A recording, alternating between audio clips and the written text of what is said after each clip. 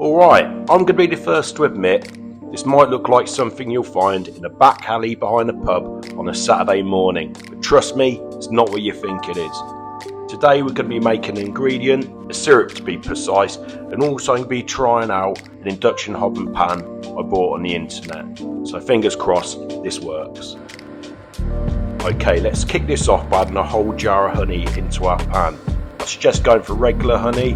This is a simple 2 ingredient recipe, so experiment if you want to.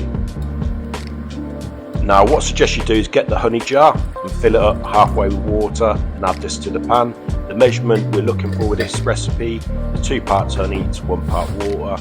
If you want a thicker syrup, you can use less water.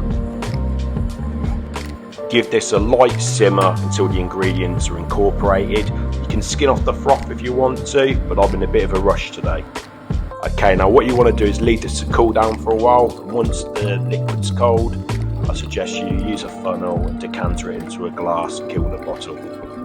Okay, now you have a syrup which is perfect for cocktails and other drinks. You can use it for gin drinks like bee's knees, whiskey based ones such as penicillin, gold brush, and even tiki drinks do contain honey syrup, so it's quite a versatile ingredient. So yeah, keep it hanging around and just store it in the fridge and use it when you can.